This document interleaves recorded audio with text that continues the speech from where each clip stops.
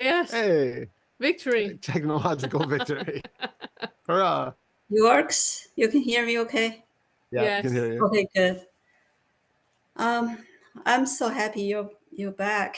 I was thinking for this whole month, working on, from the feather 1 all the way to the 7, just, that's my plan. But obviously it didn't work out that way. I would just stay in that feather 1 and 2. Just seems like I just keep going back and forth and back and forth, and I feel like there's so much for me to work that way. But of course, I was following along with the sevens, all the lessons stuff.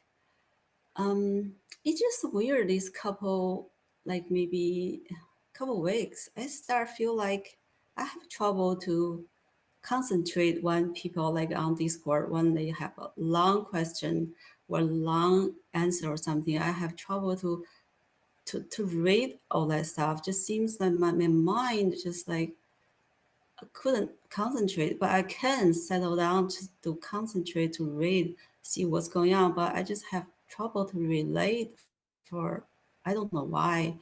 Seems a little different than what I used to be. And also I was been, watching Olympics and I was just like enjoy all these physical bodies how they can do. But what amazed me too is like after somebody won something or fail something, like the person come back, I did that. It's just so obvious how, whatever, like I'm so proud of myself. I did that. I was like, it's just like funny how I can see things like that nowadays. I was really concerned of somebody like all of a sudden become a superstar. I was like, what's going to happen to that person eventually? It's kind of scary to be a overnight bright star. So I feel like I see a lot of stuff, and also I see a lot myself. Just understand a lot of things conceptually instead of really into my heart. But now I can see slowly it's making progress. Not really, just slowly. I feel like the understanding from the mind starting to integrate. Yeah. And Todd has a video posted like right before Monday or Friday or something. I can't remember what he said at all right now.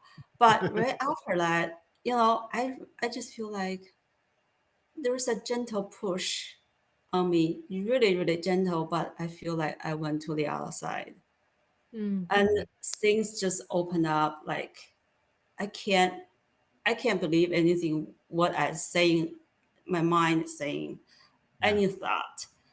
I just like open up. And yesterday when you have your video talking about don't focus, just zoom out instead zoom in, I was like, because I did experience like the feather 6 talking about no like zero distance. To me is zero distance.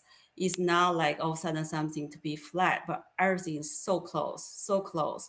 Yeah. Especially when I'm watching TV, everything just jump right in front of my face. Yeah.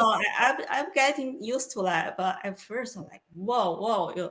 But I'm getting used to that. I just like, so I'm like, it doesn't make sense for me still here when everything else so close. Because I just feel like, okay, there's still a person actually experiencing zero distance. It makes no sense. I just feel like something is so significant, make so obviously something, but I still there's a little somebody still here actually see that. It's just I'm like I don't understand how it can possibly be like that. So after that couple videos you have, and I feel like I've been failing for my plan for this month, and things start to be right after the retreat with you guys. Actually, during the retreat, everything just starting to go out of control.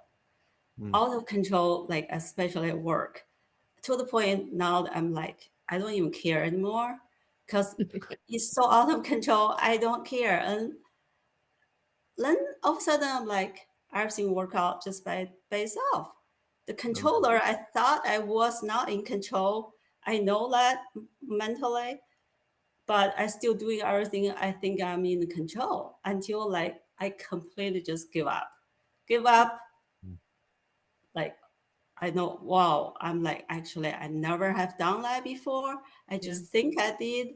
Yes. And I mean, I thought I know that, but until actually I really experienced in the real time, it's just so crazy how the mind and the is still taking all this credit. I'm also like, okay, right, it's not there at all. I just feel like how stupid that can be. Why I'm like already understand it, but still don't understand it, and still trying to do the opposite.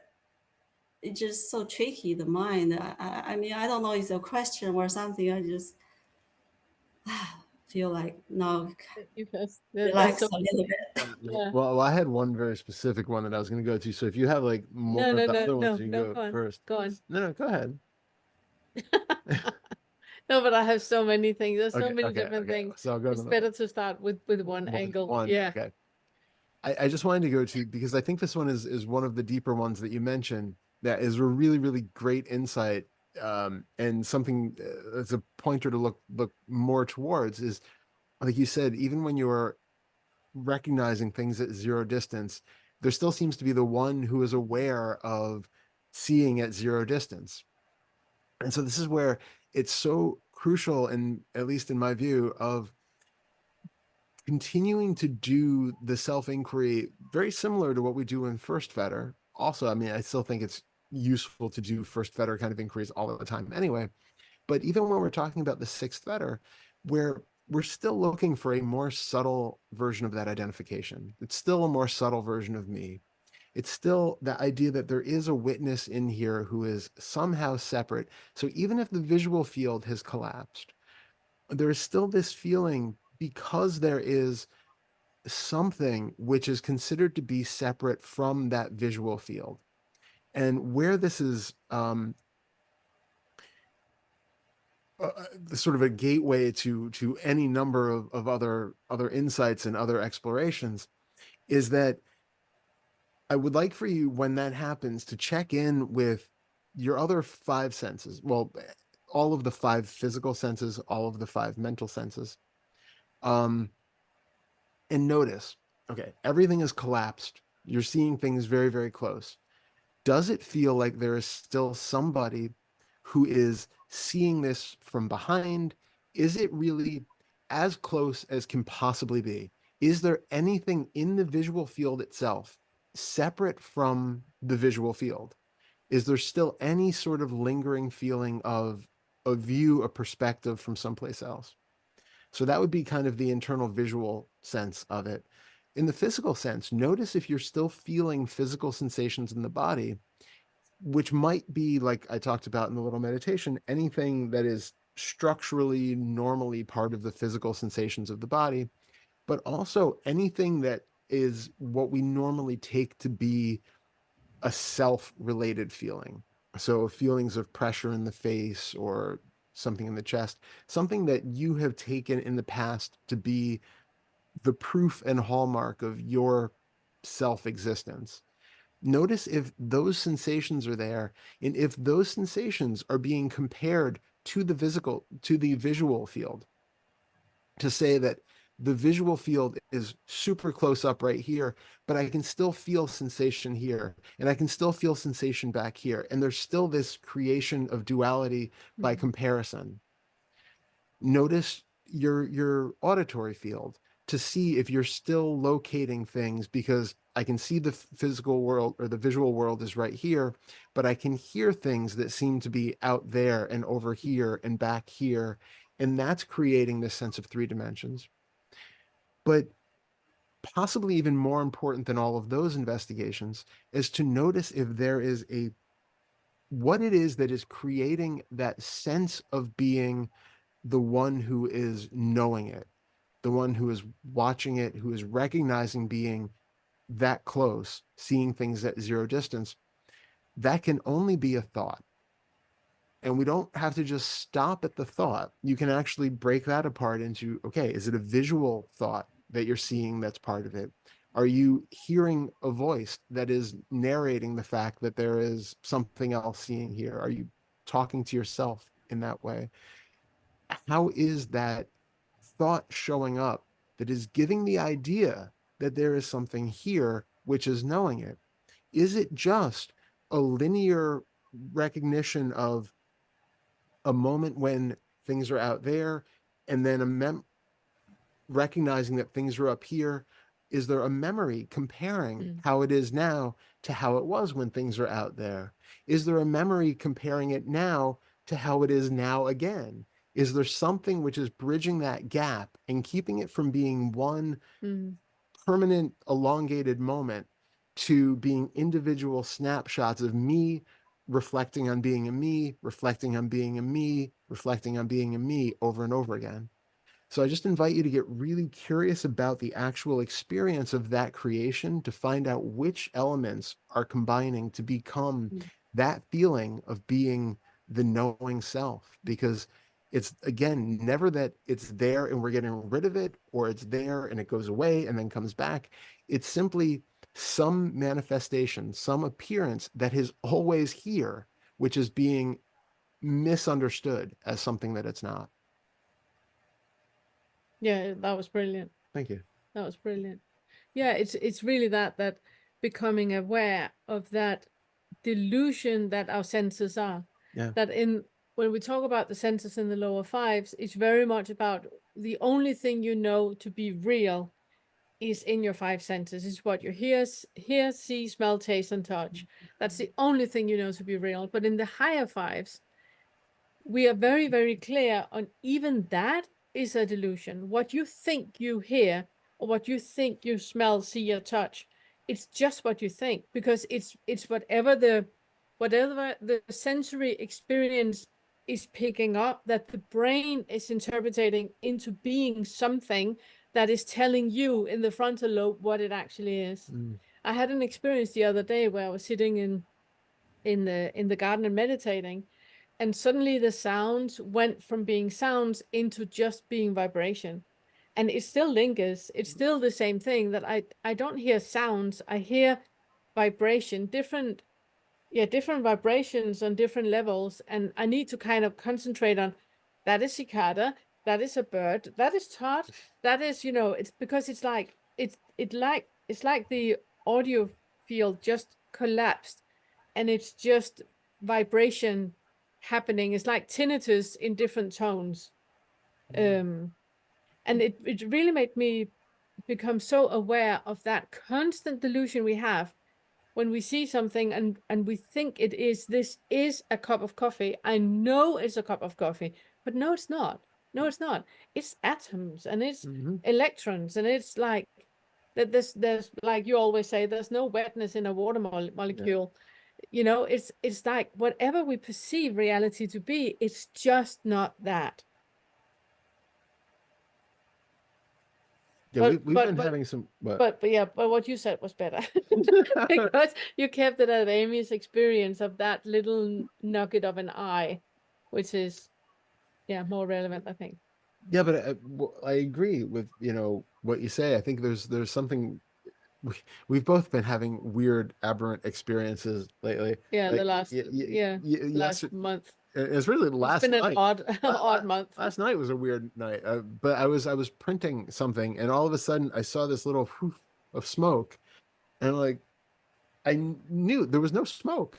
I have no idea where it came from. There was just this little whoof of smoke that came across the vision and then disappeared, and there was no smoke. Nothing was on fire. Nothing happened. But there are these really strange little.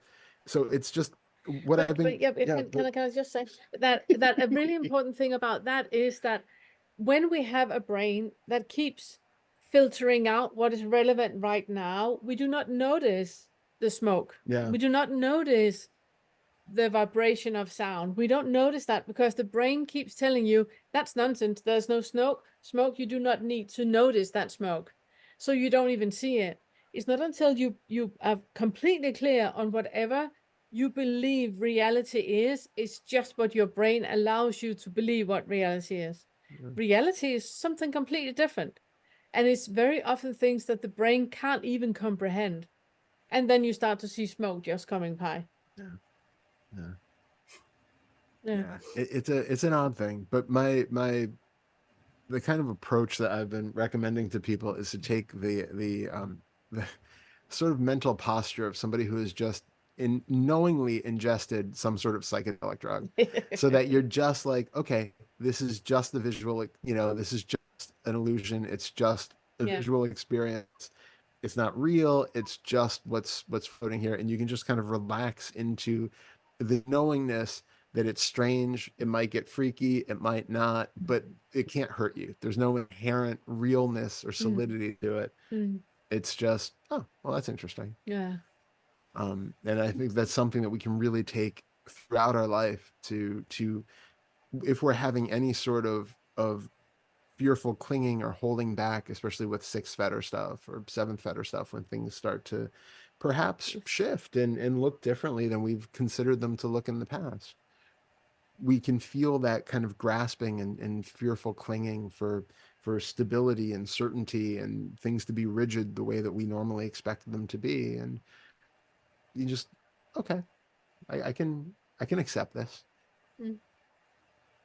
Yeah. Yeah. Yeah. And sorry, I was just gonna say also, and I love when you were saying about the athletes being, I was just oh, about to say okay, about the Olympics. yeah, yeah, go No, ahead. no, it's just there's just the Olympics. It's such a great display of causes and conditions, you know, because it's like it's the most extreme um causes and conditions on display there. If you have been bred with great genes, you will end up in the Olympics. It's like people that are 6'5", 7 feet tall that are super, super strong in the upper body, or super, super strong in the lower body. The muscle fibers are just that, Yeah, There's no ordinary Joe there. I mean, it's just an amazing display of causes and conditions. There are none of us that are amazing in that way. Our causes and yeah. conditions sucks Yeah, compared to there's compared to theirs. nothing here that would Yeah. have led to me being in the Olympics. Like this No, body is not, it's not going to end up in the but Olympics. but it's in what we talk about when we are aware of no self, when we are aware that there is no one home. Um, the Olympics is interesting to watch also because it's just that it's perfect. It's like a perfect storm of causes and conditions with supportive parents living in a town that had that type of athletics that your muscle fibers are into, being nourished in the right way. That when you were a fetus, your mom, she had a steak exactly that day and didn't have a beer, and that's why you win the Olympics. I mean, it's like the calculations that needs to end up in you winning a medal or just participating in the Olympics, it's like, yeah, it's mind-blowing, absolutely mind-blowing. And there's no one, like you pointed out, there's no one that, ooh, I did that so well. No, you didn't. Causes and conditions did, babe. You Yeah. didn't. Yeah, I Yeah. love that you saw it for that and saw that kind of egoic posturing that takes credit for everything that has happened and all the, Yeah. yeah, that was so good. Yeah. Did you want to add No, anything? that was that That was was that it. was Okay. yeah, yeah, well done. Yeah. Thank you. I think maybe I still try to hold on something because I feel like I've been experiencing a lot of fear because, just like if I let go what I already know what's going to be, and also because my background is Christian, so I am sense to me, it just doesn't make sense because I can't be God, that just to me, Yeah, I can't be God, so I can only be this small little self. So when this is really threatened, I Mm. just really feel like I need some new concept or some new Yeah. belief to replace, like even the non-dual is yeah, it become like a new belief. I'm like Yeah. it doesn't make sense. I see that. So it's kind of scary, just let go everything. But Yeah. somehow, yeah, now I'm quite sure we're going to talk with Andrew about that in a moment as well, okay, about great. about beliefs, because the first thing I want to say to you is that there's no difference, whether you believe in God or you don't believe in God, whether you believe that there's an Amy or there's not an Amy, if you believe in astrology or you don't. There's no difference. It's just a belief. It's just a thought. If you believe that you're a purple leprechaun or you don't, no difference. It's just a thought. It's just a belief. There's nothing more in it. But when we come from something that is based on belief, then we go from believing this to be truth and then into doubt, because you cannot stay in that belief state all the time. People that believe in a god or believe in the universe or believing that they are part of something, or I am a raindrop and I am the forest and all of that. It's only something that is alive when you think about it over and over and over and over. The moment you don't think about it, you drop into direct experience, and then you are in doubt immediately. And it's that existential dread that is the neighbor to belief. Yeah.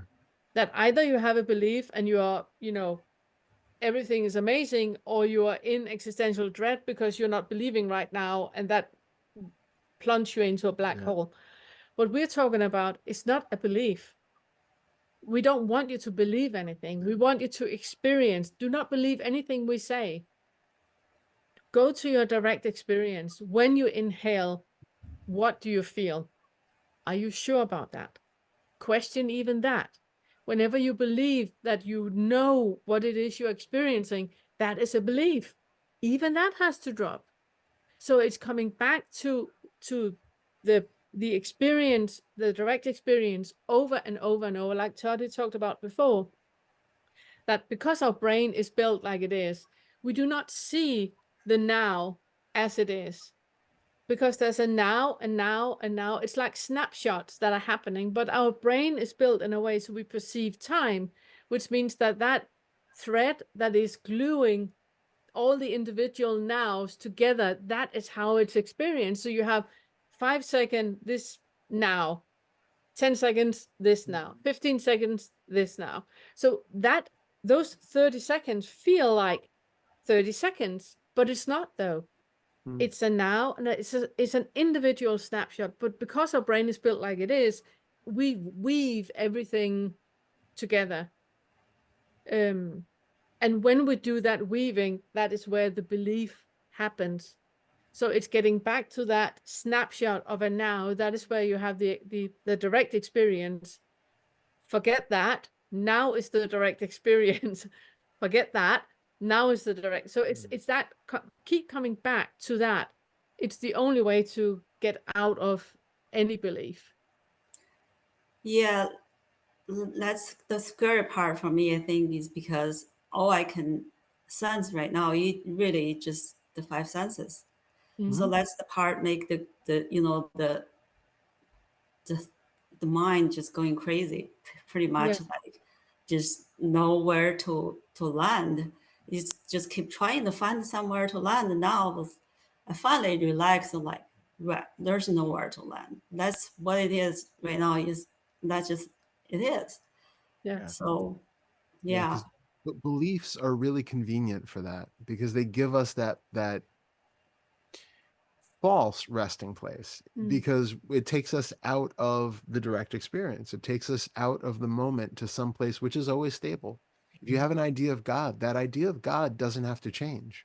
It's the same idea of God that you have every time you go to it. So it seems like it's consistent and always available. The whole world around you might be burning and, chaotic and constantly in flux, but you have this idea that you can always go to, and that gives you this feeling of comfort and stability. Like Pernell said, we're looking to be free of all of those beliefs. So it's not God, it's not no God, it's not me as a little self, it's not no self. It's simply the raw experience, where if you put any label on it and you try to find anything for comfort or stability that's not in the actual direct experience, you're already being lost in some form of thought and delusion. And if you can just, that's where I think it might take a little bit of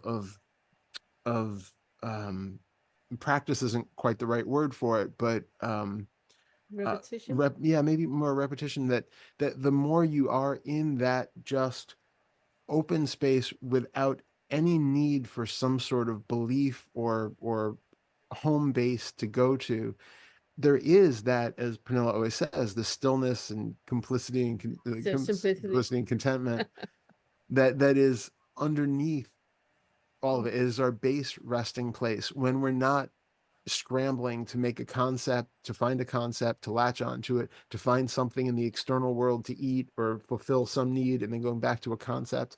When we're not doing that, the base level is just a very content, conceptless way of being, where you are just floating in and out with every experience that happens. But I think it does take some getting used to yeah, unpinned, Hara said. Thank you. Yeah. Where it takes that, it takes getting used to it, because it's so different from the way that we have spent the majority of our life, that that change feels very uncomfortable. Yeah, for sure. Yeah, I can completely understand what you're saying. Actually, I think that's the you couple recent videos really just kind of helped me to just letting go. That's awesome. Good. Yeah, Like, so I just starting feel like I'm starting to flow and ease out in it in that way. Somehow, yeah, to me it's not like jumping off the cliff or something. It's really just I don't know, just take off, kind of Yeah. flowing. yeah, Starting that way these couple of days. So I'm so thankful. Thank you so much for. Good. beautiful, Thank you. wonderful. Thank you. So good seeing Thank you. you so much. Yeah. Yeah. Good seeing you. Thank you. Thanks.